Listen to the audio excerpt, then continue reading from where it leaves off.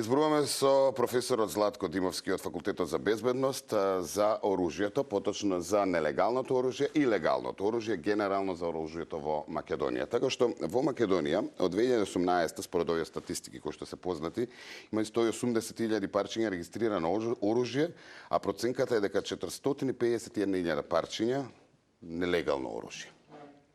Вака со оваа статистика ќе почнеме. Коментарот го очекувам од професорот, но првенствено добро утро. Добре ни дојдовте. Благодарам за одвоеното време. Добро утро. Добро утро на вашите гледачи. Се надевам дека ќе го свртиме малку вниманието на овие проблеми што сега се појавуваат и дека ќе дадам одредени одговори на она што вие не вас, него вашите гледачи ги интересира. Па секогаш се водиме од тоа, нели, што ги интересира гледачите. Немаме многу време, како и секогаш, но се надевам дека ќе одгатнеме многу прашања кои што се вртат во главите на гледачите и нашите. Почнав со статистиката. Ова е од 2018, понова не знам дали има и дали има објавено. Каков е вашиот коментар околу ова? Добро, бројките за легалното поседување на оружје се она како што се и практично тука не можеме многу да дискутираме. Така. Немаме простор за многу да елаборираме во смисла дали тоа е во ред, дали не е во ред, начинот на кој што тоа се прави, затоа што имаме валиден закон за поседување на оружје, начинот е дефиниран за тоа како се добива оружје, кои се постапки треба, кои услови треба да ги исполнува лицето кое што би требало да поседува оружје и така натаму. Тоа е она што практично го регулира државата. Меѓутоа, многу поопасниот момент е поседувањето на оружје кое што не е никаде евидентирано или така нареченото илегално оружје. Јас ќе почнам со една хронологија на настаните, малку ќе се вратам наназад, уште во периодот кога се разделувавме од поранешната држава, едноставно заминуваше Југословенската народна армија, која што беше навистина четврта сила во тој период, ја рачунаа дека е повоена сила и на голем дел од тоа оружје, покрај тоа што дел остана во нашава држава, огромен дел понесоа со себе, меѓутоа имаше можности да дел од тоа оружје премини во рацете на граѓаните со нормално соодветна надокнада. Меѓутоа поопасен период беше 96-97 година, кога граѓаните во Албанија поради економски причини влегоа во касарните. Нормално дека војската е народна и го положија оружјето. И тогаш граѓаните во буквална смисла изнесоа све од касарните. На почетокот само прехранбени продукти, а потоа оружје и на крајот се она што имаше внатре од техника. Албанија во тој период мораше да парира, нели, до себе ја имаше големата ѕверка да наречем Југославија, така да мораше да парира со оружје и таа беше добро вооружена. Огромни количини на оружје заминаа по воден пат, се движеа према африканските држави, дел од нив се движеа према Италија и така натаму. Еден добар дел помина во Чемерија, во грчкиот дел, каде што живеат поголем дел на албанци, и добар дел помина преку нашата држава, остана во нашата држава, меѓутоа се замина и према Црна Гора и према Косово. Она што загрижува е практично уште од тогаш имаме огромни количини на оружје кое што некаде е складирано. Затоа што во таа акција нивна да се продаде, нивната цел беше практично да се продаде, да се добијат парични средства. Во тие акции што ги правеа, во почетокот одеа по некакви сикозии патеки, затоа што целиот потек према Албанија не е планински. И мораше да се најде тие идеални патишта да ги искористат за да можат да го донесат оружјето. Во самиот почеток се движеа со помош на некакви си домашни животни. Покасно почнаа да ги прават и патиштата, да отвараат патишта за да стигнат со одредени моторни возила, за да се донеси поголема количина и оттаму да се испратат на нашиве територии, па ги складираа во одредени природни отвори кои што постојат во планините. Предпоставам дека се уште сте таму во некакви си пештери, разноразни дупки кои што се природно направени, можеби вештачки се направени. И ако ја следиме статистиката, тоа ми беше нели поентата што претходно зборувавме дека јас тоа го истражував за мојата магистарска. Едноставно се забележува еден огромен тренд на откривање. Значи, откривачката функција на МВР беше огромна во тој период. Некаде до 2000 година навистина беше фрапантно колку се зголемува на годишно ниво откривањето на оружјето, што многу повеќе значеше дека нешто ќе се случи, дека кај граѓаните се повеќе и повеќе се акумулира тоа нелегално оружје. И сега, од тој период, да, имаме се уште нелегално оружје, малку и традицијата тука ни е на припомош, затоа што од секогаш, уште од турско, се рачуна дека по една кубура или по еден пиштол или по едно парче оружје најмалку за злочас треба да се чува дома и верувам дека поголемиот дел од граѓаните тоа го имаат, иако сега не сакаме да си признаеме сите, меѓутоа претпоставувам дека поголемиот дел ќе се согласат со мене, особено оние што се на моја возраст, можеби повозрасни и така натаму. Тоа значи дека оружјето се слеа во рацете на граѓаните и од тогаш го имаме тоа оружје. Иако тогаш морам да кажам дека не беше голем издаток да се купи. Дури се одеше на тоа да се купува и експлозивни направи и првпат тогаш веќе во 2000 година почнавме да откриваме и експлозивни направи. Тоа значи нешто, еден нов квалитет во однос на откривачката функција која што имаш. И сега во такви услови кога имаме оружје кое што се дава за ефтино, за некакви си издатоци кои што не се големо оптоварување за семејствата, секој граѓанин настојува да го набави и од таму датира практично тоа набавување на оружјето. Покасно, нели, тие што набавија поголем дел настојуваја да го пренесат кај другите за некаква си финансиска добивка и така натаму. Она што практично загрижува е илегалното оружје секоја се чува во несоодветни услови. Нели, рековте вие и за легалното ќе дискутираме во смисла како се чува. За легалното има точно определени критериуми, начини како и да се чува истото, во какви услови, да се одржува, соодветно се подмачкува и така натаму. Не верувам дека истото внимание се посветува и на илегалното оружје. Тоа се чува некаде на тајни места, за да не го најдат, нели, домашните, да не го пронајде доколку дојде до претрес полицијата и така натаму. Тие простори најчесто, нели, влагата и останатите оние непријатели, апсолутно непријатели на оружјето, односно на металот, едноставно функционираат, тој таен процес на согорување, односно на рѓосување, и тука е големиот проблем. Уште поголем проблем е начинот на чувањето на муницијата, која што едноставно треба да го исфрли зрното, нели? И тие исто така, под истите тие услови, представува огромен проблем, кој што може да предизвика само повредување на оној кој што ќе го употреби тоа оружје. И затоа добро е да граѓаните не го поседуваат тој илегален дел на оружје, затоа што предизвикува опасности од повеќе аспекти. Прво тоа дека едноставно може да ги само повреди. Втората работа, навистина ригорозни се казните, може да одговараат. Третата работа може на несакање децата или било кој од домашните да го открие па да го употреби, еве како што има ситуации, случаи и така натаму. И сосема последниот момент е навистина и самиот тој кој што го има психички се оптоварува дека доколку дојде до било каква ситуација на некаков си проблем или не знам, некаков си конфликт, дека ќе го употреби. Тоа е она што нам не оптоварува и затоа ќе мора се, доколку го нема, ќе биде секогаш она миролюбиво да настапуваме во решавање на конфликтите, на решавање на проблемите и така натаму. Значи во Македонија не е тешко да се набави нелегално оружје.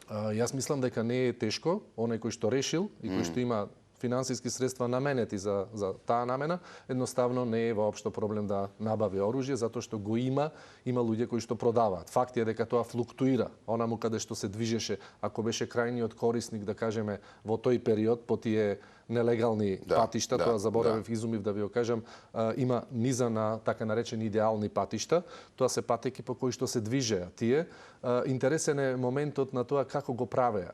Во самиот почеток тие се движеа со помош на тие домашни животни. Меѓутоа покасно, пошто самото животно се осеќа мирисот на своите копита, ги пуштае слободно, натоварени со оружје, ги пуштае да стигнат до одредена дестинација. Без никој да одговара. Воопшто и да ги фатат, животното не може да одговара. Добро, а еве и вие го знаете тоа, веројатно и нели општо позната таа информација за оние кои што се занимаваат со тоа, и МВР и така натаму, полицијата.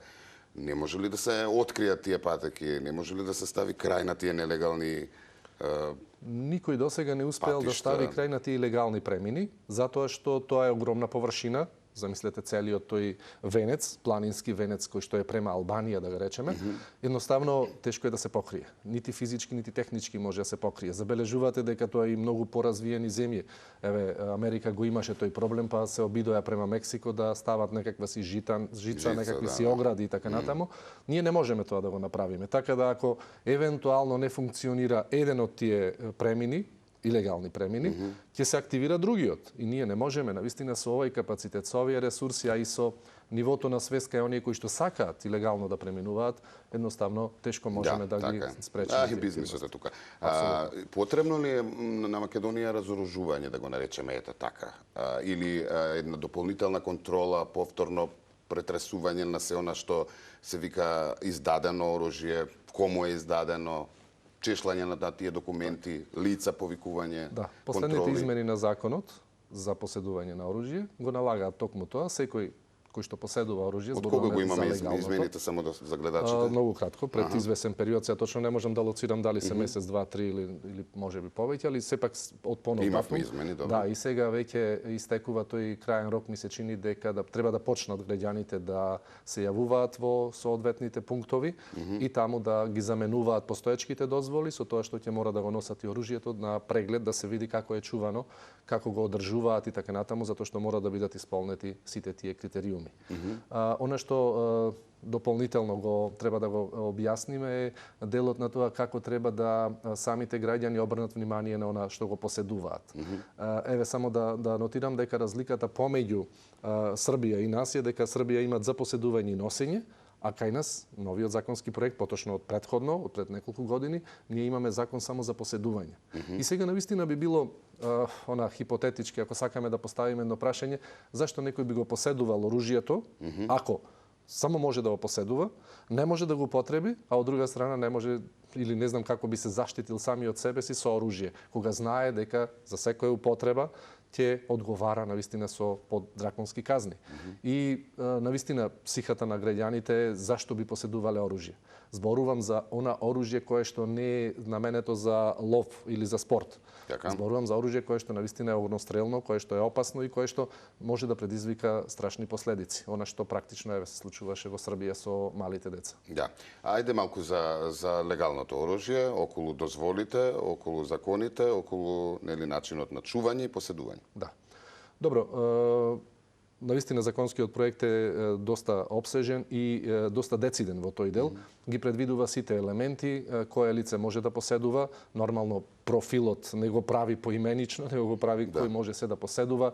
Има луѓе кои што навистина имаат обсесија да го поседуваат оружјето и треба да исполнат повеќе услови. Меѓу останатите треба да не се осудувани, да нема против нив постапка, понатаму да исполнат одредени критериуми, да имат можности да го чуваат тоа оружје, да потоа кога ќе го добијат одобрението да го набават на легален начин, затоа што не може тој сам да го од илегално да го направи легално. Имаше процедура, имавме ние 2-3 така наречени жетви на оружје, нели, после 2001 година, со помош на меѓународната заедница се настојуваше да се намали тој квантум на вооруженост кај граѓаните и се организираат тие акции.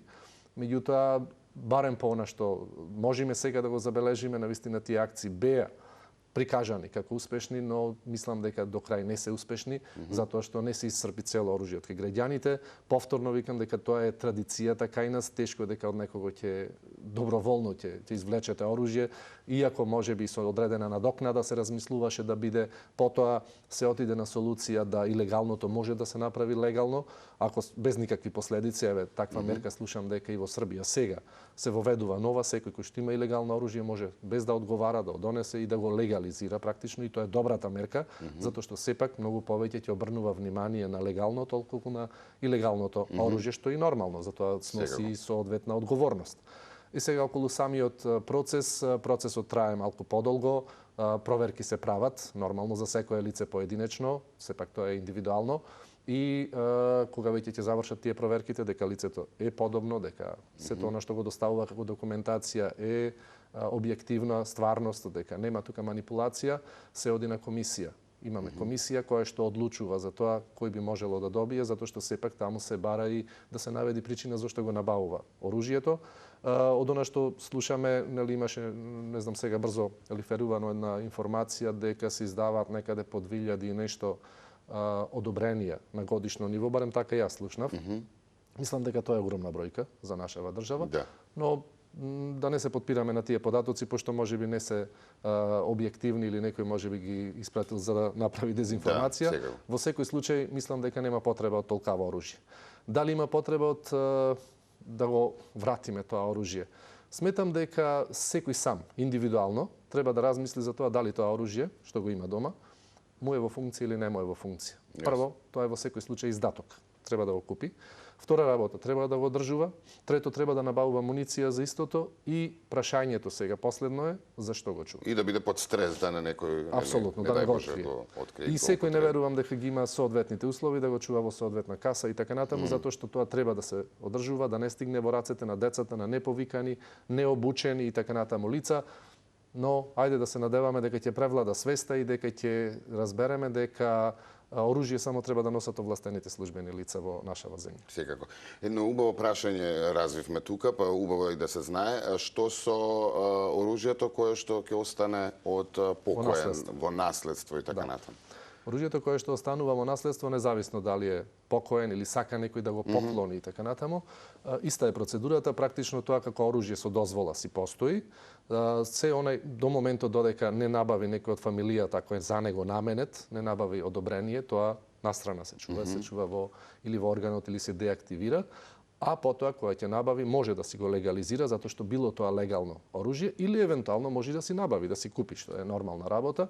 Така да доколку не се стори таа процедура, односно не добие некој на кого што било наменето, дали преку тестамент или не знам оставинска постапка или било како, ако тоа не се случи, тоа ќе мора тоа оружје или да го продаде или евентуално да го врати во полициска станица. Околу легалното оружје и документите различни ли се документите за оружје за лов и оружје за самоодбрана за дома, нели пиштол и така натаму? Видете, проверките се различни во тој дел, затоа што сепак треба да се утврди за лицето за што бара. Кај ловџиите, кај оние што сакаат А процедурата е иста, да, веројатно. со оние што сакаат да се занимаваат со лов прво треба тие да имаат положено и ловечки испит. Значи таму има уште еден квалитет практично и тек тогаш можат да го набават тоа оружје и да набавуваат муниција соодветно. Тоа е неолучено оружје, меѓутоа се употребува и олучено оружје во ловот, се стигнува до полуавтоматско оружје и со тоа доколку тоа оружје надминува одредени елементи кои што се дозволени со законот, тогаш се ставаат така речени забрани или чаркови ги викаат и така натаму, за да не може да се употребува во таа форма.